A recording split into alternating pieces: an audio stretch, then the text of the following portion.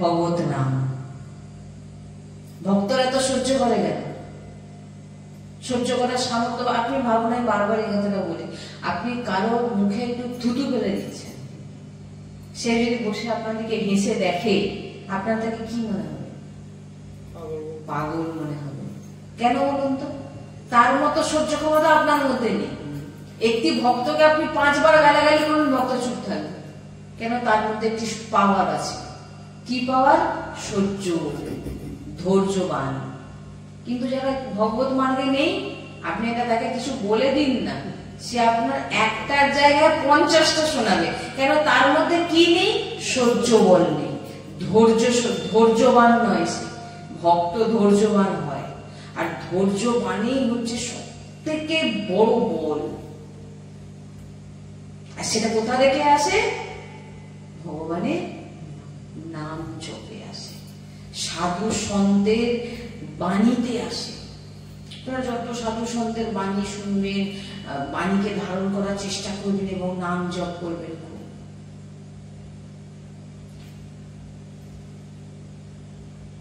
এগুলো যদি জীবনে না করেন, আপনার মনেই হবে যে দূর, এত কিছু করছি আর করবো না, এত কিছু করলাম, এত জীবনে দুঃখ আছে আর করবো না। শরীরে হাঁটু ব্যথা, কোমর ব্যথা, পা ব্যথা, মাথা যন্ত্রণা, জ্বর, কিডনি, বিভিন্ন রকম রোগ। ভগবান তুমি আমাকে এইভাবে কষ্ট দিচ্ছ?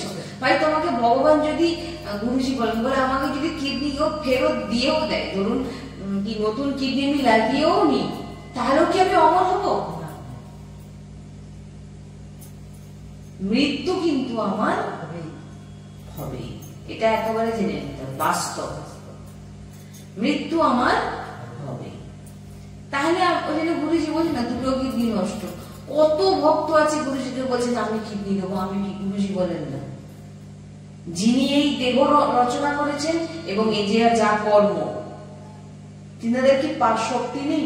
তিনারা কি কিছু পারেন না করতে? 2 বছরের বলেছিলেন 2 থেকে 3 বছর বাঁচবে, সেখানে 16-17 বছর তিনি বেঁচে আছেন। কে বাঁচিয়ে রেখেছেন? গুরুজি। কালকে আমরা সৎসঙ্গ বলছিলাম না, যে একজনের মুখে শুনেছিলাম, একজনের মুখে শুনেছিলাম, বলছেন যে মহারাজজিকে এখন আপনারা দেখছেন, সে মহারাজজি আগের মহারাজজি নয়, এখন যুগল বিরাজমান। সে মহারাজজি তো কবে চলে গেছে। মানে কি? গুরুজির শরীরে সবসময় পীড়া, সবসময় কষ্ট, কিন্তু কেউ দেখলে বুঝতে পারবে না যে তিনার মধ্যে কষ্ট হচ্ছে। কেন না? পুরোপুরি শ্রীজি সবকিছু করাচ্ছে, পুরো প্রেরণা, যা যা বলছেন, কখন কি বলছেন, কাকে কি বলছেন, গুরুজি বলেন এগুলো আমার বসে কিছু নেই। রাত 1টা থেকে সারাদিন দিন চর্চায় চলছে। উত্তম সাধকের ব্রহ্ম মুহূর্ত হচ্ছে 1টা থেকে 2টো, তারপরে হচ্ছে 2টো থেকে 3টে, তারপরে যেটা একেবারে লাস্টে হচ্ছে 3টে থেকে 4টে। এবার বলুন, 2টো কিডনি ফেল ব্যক্তির 1:30টার সময় থেকে তার দিন চর্চা কি হতে পারে কোনোদিন? আমার আপনাদের হোক না, আমার 2টো কিডনি নষ্ট, আমি এবার শেষ, আমার জীবন এবারে শেষ, পড়ে আছেন রোগী, চোখের নিচে এত বড় কালো হয়ে গেছে। কিন্তু ইনাকে দেখুন, আরো কত জায়গায় নিয়ে যাবেন, বাঁচার তাগিদায় দৌড়াচ্ছে। হ্যাঁ, কারো যদি কিডনি কেটে আরো লাগিয়ে নিতে পারে, বেঁচে থাকবে। এটাই তো ভুল। আপনি কিডনি কেটে লাগান আর চেন্নাই যান আর অমুক জায়গায় যান, যত দূরে যান, যত ট্রিটমেন্ট করুন, আপনার শেষ হবে না, হবে না। আমি এটাই জানি, শেষ হবে না অমর হবে। গুরুজি এই কথাটা বলেন যে যখন আমাকে একদিন যেতেই হবে, তো আমি কেন এইরকমই যতদিন স্মৃতি যতদিন চালাবে চলবো। তারপরে যখন স্মৃতি নিয়ে যাবে, আমার তো ভয় নেই, কারণ যাবো আমি স্মৃতির সেবাতে। এই জন্যই বলছেন যে সৎসঙ্গ শ্রবণ করো, সৎসঙ্গ করো।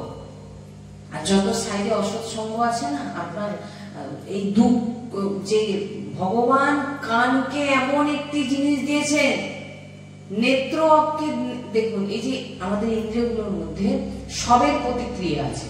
আপনাদের আপনার চোখেও দেখুন, কাউকে চোখ দিয়েও ইশারা করে কথা বলতে পারবে, জিভ তো আছেই, হাত পাও আছে, কিন্তু কান এমন একটা জিনিস যে শুধু শোনে, বলতে কিছু পারে না। এই জন্য ভগবান এই কানকে দিয়েছেন তার রস পান করার জন্য, এই কানকে দেওয়া হয়েছে। তো এই কান আপনাকে ভগবত প্রাপ্তি করবে, এই কর্ণ ইন্দ্রিয় দিয়ে ভগবান হৃদয়ে প্রবেশ করছে। এবার যদি আপনি কান দিয়ে কারোর প্রবঞ্চ শোনেন, কারোর নিন্দা করেন, কারোর খারাপ খারাপ যে কথা শুনছেন, তখন কি হবে বলুন তো? আপনার ভিতরের যে নোংরা সে কখনো পরিষ্কার হবে না। এই জন্য সঙ্গ যদি না আপনার ঠিক হয়, আপনি বললাম না, যত জায়গায় ছুটে যান, ওই ছুটতেই থাকবে, কোনদিন আপনার যে লাভ, আপনার যে জন্য আপনি এসেছিলেন, সেই কাজটা কিন্তু আপনার হবে না।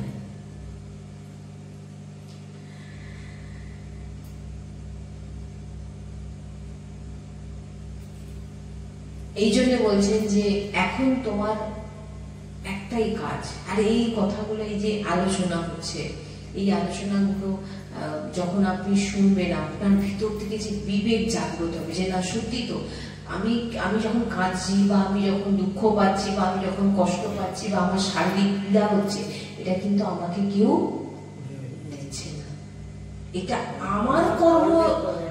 তাহলে আমি সামনের ব্যক্তিকে কি বলবো যে তোমার জন্য আমি কাঁদছি?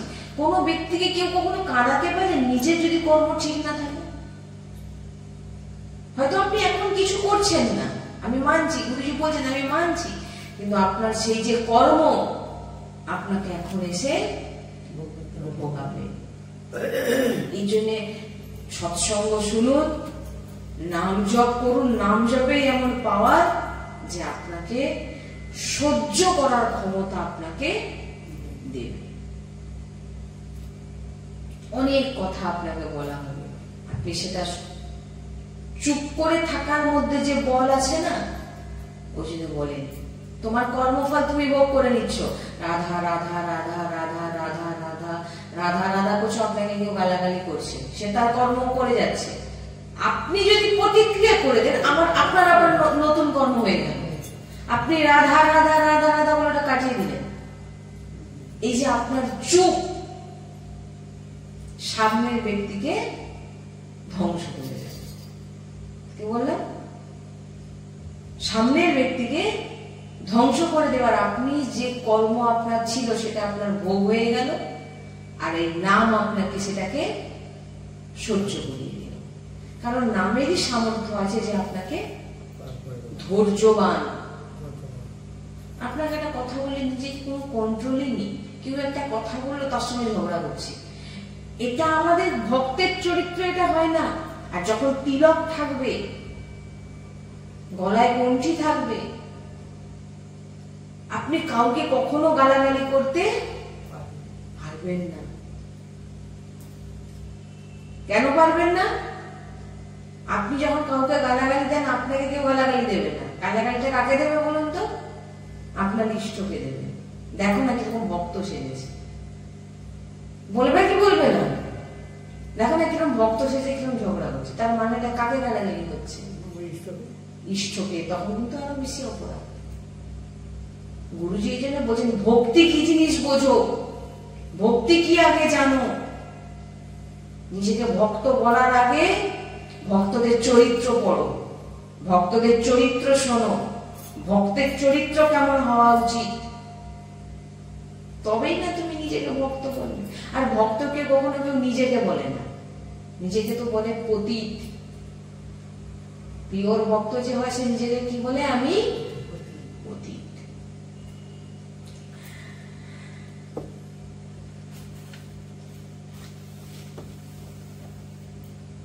ভগবান বলছেন যে তুমি যখন আমার স্মরণে চলে আসবে, আমার নাম জপ করবে, আমার চিন্তনে ডুবে থাকবে, ভগবান বলছেন তোমার সবকিছু দেখার দায়িত্ব আমার।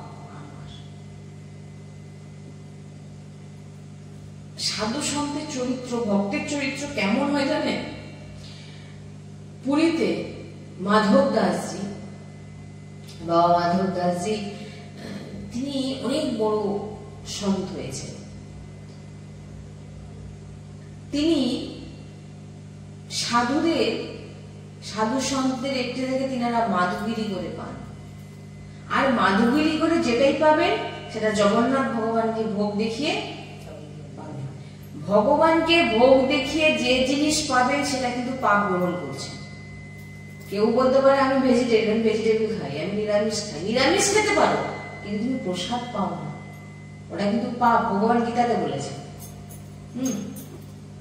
এবার এখানে বলছেন যে মাধব দাসজি যখনই মাধবগিরি করতেন, সকালবেলা মাধবগিরি করে এনে জগন্নাথ ভগবানকে ভোগ দিয়ে তারপর তিনি পেতেন। তো একদিন এমন একটি মাতাজির ঘরে ঢুকে গেছেন।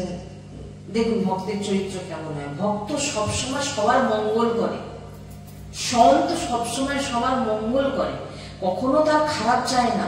আপনি তিলক সেবা করেছেন, গলায় মালা নিয়েছেন, আপনি কারোর ক্ষতি চাইতে পারেন না। তার যে যদি চায় তাহলে আপনি কখনো কোনো অ্যাঙ্গেল থেকে আপনি ভক্ত নন।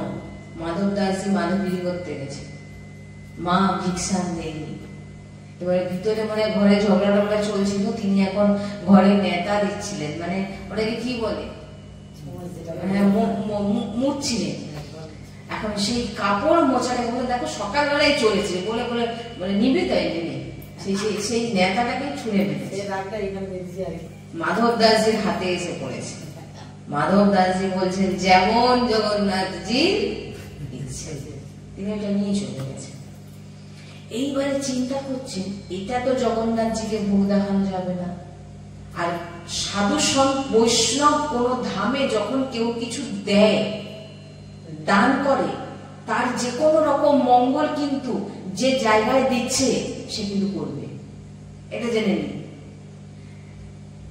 যখন কোনো ব্যক্তি কিছু মন্দিরে বৈষ্ণবকে ধামে দিচ্ছে, যে কোনো কিছু, সেই জায়গা থেকে সেখানকার যে যিনারা আছেন সাধু সন্ত বৈষ্ণব, তিনারা কিন্তু যে যিনি দিয়েছেন তিনার কল্যাণ কিভাবে, তার পূর্ণ তার কল্যাণ কিভাবে হবে তার জন্য তার ব্যবস্থা ভগবান করে দেন, সেই সাধু সঞ্চয় করে দেন। তো মাধব দাসজি এখন বললেন যা হোক তো আমাকে দিয়েছে, পোছা হোক আর যাই হোক তো দিয়েছে, তিনি নিয়ে গেলেন। তো জগন্নাথ ভগবানকে ভোগ দেখানো যাবে না, কিন্তু ওর কল্যাণটা কি করে হবে, কারণ সে যা হোক তো কিছু একটা দিয়েছে। তিনি তখন কি করলেন, ভক্তের চরিত্র কেমন হয় দেখুন, সেই কাপড়টাকে ভালো করে ধুলেন, ধোয়ার পর শুকনো করলেন, শুকনো করে সেই কাপড়টা থেকে যে সব কাপড়ে যে সুতো গুলোকে সব টেনে টেনে তিনি বার করলেন, বুঝতে পারছেন, সুতো গুলোকে বার করে দিলেন, দিয়ে ভালো করে সব সুতো গুলোকে পাক দিয়ে ছোট ছোট একটা একটা করে বাটি তৈরি করলেন, ঘিয়ে ডুবিয়ে জগন্নাথ ভগবানকে দীপ জ্বালালেন। যখনই দীপ জ্বলে গেল জগন্নাথ ভগবানের কাছে, যে যিনি ওই পোছা ছুঁয়ে মেরেছিলেন, তিনার হৃদয়ে জাগ্রত, ভাই আমি আজকে সকালবেলা একজন সাধু সন্ত এসেছিলেন, তিনাকে আমি এই কাজটা করেছি। এই যে তার ভিতরে যে ভাবনাটা, এতে তার কল্যাণ হয়ে গেল। কিন্তু তার কল্যাণ হোক না, তার তো কল্যাণ সাধু সন্ত করবেই, কারণ সাধু সন্তের দৃষ্টি যদি, এই জন্য বলে কেন প্রকটে সৎসঙ্গ শোনো, যখন কোন বৈষ্ণবের দৃষ্টি আপনার উপরে পড়ে যাবে তখন আপনাকে সে ভক্ত বানিয়েই ছাড়বে, বুঝলেন? যখন কেন প্রকটে সৎসঙ্গ শুনতে হয়, যখন দৃষ্টি পড়বে সামনে, গুরুজি বলেন, তখন কি হবে না, তার দৃষ্টি আপনাকে ভক্ত মানে কি, তার যে দিব্য দৃষ্টি আপনাকে তার বাণীগুলোকে মানার জন্য বাধ্য করবে। বারবার আপনি আসবেন, আপনার ভুলগুলো ধরাবে, বারবার আপনি আসবেন, আপনার ভুলগুলোকে ধরাবে, আর পাঁচটার মধ্যে একটা আপনার মনে হবে না এটা আমি সেখানে শুনে এসছি, আমাকে এটা চেঞ্জ করতে করবেন, যদি সে সত্য ভক্ত হয়ে থাকে। যখন দেখুন ভক্তের তার ভাবনা দেখুন, সে একটা পোশাকে কিভাবে ভগবানের কাছে সেবা লাগিয়ে, আমি সন্তের মুখে শ্রবণ করেছি। এই জন্য বলছি যে ভক্তের চরিত্র কেমন হয়। আমরা ঘৃণা করে এটা কি দিয়েছে দুধ, তার ঘরে ফেলে দিয়ে চলে আসতাম। কিন্তু তিনি কি করলেন, হ্যাঁ কথা বলো, দেখো তোর পাপে তুই মরবি, তোকে অভিশাপ দিয়ে গেলাম, যা মানে অভিশাপ কাজে লাগুক না লাগুক, অভিশাপ দিতে ছাড়বে না। তুই কাকে বলেছিস জানিস, আমার মতো ভক্তকে এরকম করেছিস, তোর কি হাল হবে দেখবি। এরা কখনো ভক্ত হতে পারে না, হয় না। ভক্তের ভাবনা কখন এমন হয় না। ভক্তের জন্য তো তার ভগবান বিচার করে। ভগবান বিচার করেনি, যখনই দ্বীপ জ্বলে গেল তার ভিতরে যে সে যে ভুল করেছে সে বুঝতে পেরে গেল কি করেছি। দ্বীপ জ্বলছে কিভাবে, দেখুন কিভাবে ভগবানের কাছে অর্পিত করলে, ধুলে তার ভিতর থেকে সব সুতো বার করে তাকে পাক দিয়ে ছোট ছোট করে প্রদীপ জ্বালিয়ে দিলেন। ভাবুন, একে ভক্ত বলে। তাই জন্য তো ভগবান কৌপিন দিয়েছিলেন। এই জন্য বলছেন আমি এবারে যদি আপনি বলতে যান, বলবে আমরা কি মাধব বাবা নাকি, আমাদের ভাবনা এমন। কিছু কিছু তর্কিত, ইনাদেরকে রাক্ষসী স্বভাব বলা হয়, যে তারা সবকিছুর মধ্যে দিয়ে দেখবেন সে খুঁজে ঠিক বার করবে আমরা মাধব বাবা নাকি। আরে ভাই, তোমাকে মাধব বাবার চরিত্র শোনানো কেন হচ্ছে? কারণ আপনি ওই চরিত্রটা শুনে নিজের জীবনে ধারণ করবে। একজন আমাকে বলেছিলেন যে আমরা কি প্রহ্লাদজি হতে পারবো। আমি তখন বললাম ওনাকে, আমরা প্রহ্লাদজি, আপনি তো আগে স্বীকার করে নিচ্ছেন আপনি হতে পারবেন না, তাহলে কোনো কি করে হবে? আমরা ভক্ত হব কি করে? ভক্তের চরিত্র গুলো শুনে তো ভক্ত হব না। আপনি ভক্ত হবেন কি করে? হরিদাস ঠাকুর কিভাবে বেত্রাঘাত খেয়েছিলেন, আর তিনি বেত্রাঘাত খেতে খেতে তিনি কি উচ্চারণ করছিলেন, হরি বল হরি বল।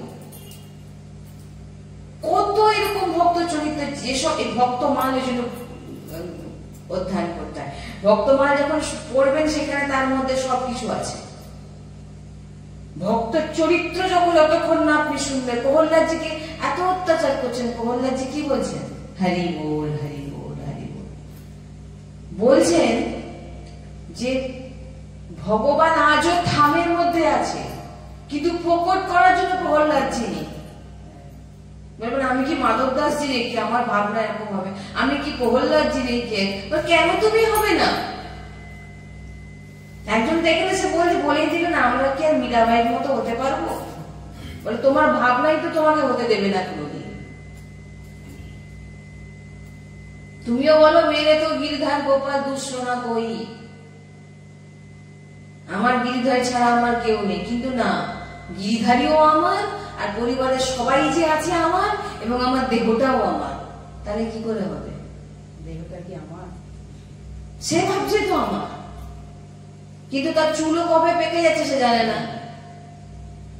চুল পাকা ব্যক্তিকে জিজ্ঞাসা করুন আপনার কবে থেকে চুল পেকেছে, সেটা কই জানি না তো। আর চুল কোথা থেকে আগে পাকা শুরু হয়েছে? আমি শুনেছি এক সন্তের মুখে শ্রবণ করেছিলাম, চুল পাকা শুরু হয় কানের কাছ থেকে, এখান থেকে ফুঁক দিয়ে যাচ্ছে, এবার বাবা তোমার ঘন্টা বেজে গেছে যাওয়ার, এখনো নাম জপ কর, এই কান থেকে ভগবত নাম শোন, অন্য কিছু শুনিস না, কোথাও যাবেন না, চুপচাপ নিজের ঘরে বসে যান, নিজের ঠাকুর যে আছে বসে যান, যে কোনো একটি জায়গায় যান যেখানে সৎসঙ্গ পাবে, মানে ভগবত মার্গে চলার পথ পাবে, সেই জায়গায় যাবেন, চুপচাপ ভজন করুন, যদি সাংসারিক হন সংসারের কাজ করুন, চুপচাপ সবার মধ্যে ভগবানকে দর্শন করুন, সৎসঙ্গ শুনুন, নাম জপ করুন, প্রসাদ পান, আপনার ভগবত প্রাপ্তি নিশ্চিত। আপনার ভগবত প্রাপ্তি নিশ্চিত। এই জন্যই বলছেন যে সৎ বৈষ্ণব যার মধ্যে লোভ নেই। আবার আপনি বৈষ্ণব চিনবেন কি করে? এমন এমন বানিয়ে দিচ্ছেন, আপনি বলেন বাহ কি সুন্দর শুনছি।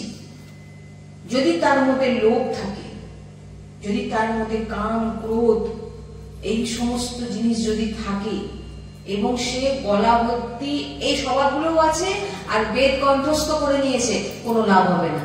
তার মুখের বাণী শুনেও কোনো লাভ হবে না বলছেন। আমি বলছি না এগুলো এগুলো এগুলো সব সাধু সন্তের শ্রবণ করা বাণী, এগুলো কোনো মন করা বাণী এখান থেকে বলা হয় না। কেন হবে না? কারণ আপনি যখন সৎসঙ্গে এসছেন, আপনি নিজের ভিতরের দোষগুলোকে দূর করতে এসছেন, তো অহংকার, ক্রোধ, লোভ এগুলোকে দূর করতে এসছেন, তাই আপনি সৎসঙ্গ শুনতে এসছেন। এবার যে আপনাকে বলছে তাকেও তো সেই রকম স্বভাবের হতে হবে।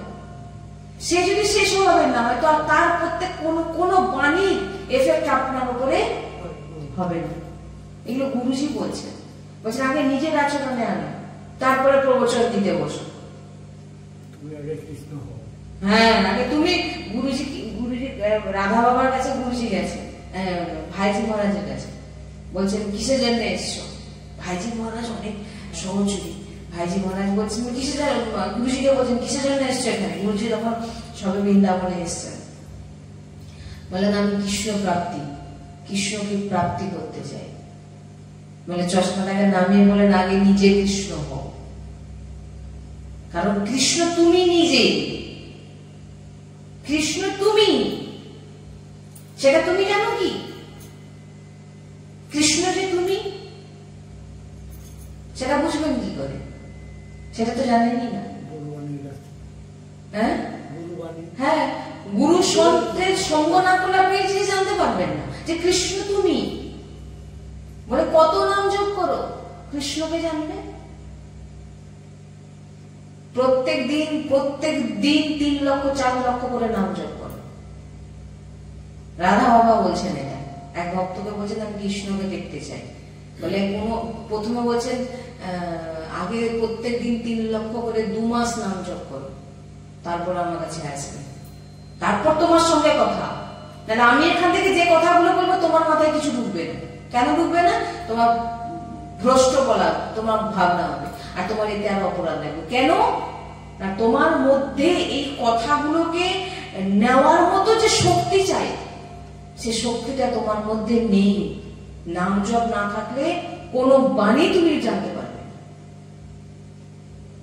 বুঝতে পারছি? বলছেন কৃষ্ণ হও আগে নিজে কৃষ্ণ হও। কিভাবে? তবে তো আপনি অপরকে, আপনি নিজে নাম জপ করেন না, নিজে মালা ধরেন না, লোককে বড় বড় জ্ঞান দিচ্ছেন, আরে নাম জপ করো, এই করো, সেই করো, অমুক করো। তার সঙ্গে থরি বসলে আপনি করবেন, আপনার কোনোদিন হবে না। এই জন্য সাধু সন্তের দিব্য তিনাদের বাণী আপনাকে মানতে বাধ্য করবে, আনন্দ পাবে, হৃদয় ঠান্ডা হয়ে যাবে। আপনার হৃদয় বলে দেবে আমি কি পাচ্ছি। হৃদয়ের মধ্যে যেন তীরের মতো একটা একটা কথা গাঁথবে। জানতে হবে যার মুখ থেকে শুনছি সে হচ্ছে একদম নিষ্ঠাপরায়ণ, তার জন্য তার প্রত্যেকটা বাণী আমার হৃদয়ে লাগছে। হৃদয় যদি না লাগে তাহলে জানতে হবে যে আমি তাহলে এখানে ঠিকঠাক ভাবে কিছু আমার মনের মতো আমি পাচ্ছি। হৃদয় লাগবে, হৃদয় ঠান্ডা, বাহ কি শুনছি, এরকম মনে হয় না? আহ কি শুনলাম, হৃদয়টা যেন ঠান্ডা হয়ে গেল। আমরা যখন গুরুজি সৎসঙ্গ শুনি, একটা বাণী যেন মনে হচ্ছে কে যেন দূর থেকে তীর ছুটছে, যেন মনে হয় বাঁধছে হৃদয়। কেন? নিষ্ঠা পরায়ণ যখন হয়ে যাবে, আপনার মুখে এক একটা বাণী তাকে তীরের মতো কাঁদবে। সামনের ব্যক্তি তখন আচরণে আনতে বাধ্য হবে। বসে যান, চুপচাপ বসে যান। রাধা রাধার কত সময় বাঁচবো কেউ জানি না, রাধা রাধা রাধা, যতটা সময় পারে নাম জপ, নাম জপ, নাম জপ, আর সৎসঙ্গ শুনবে। এইভাবে যদি আমরা ভজন করতে পারি, আমাদের অবশ্যই সমস্ত কর্ম নষ্ট হবে।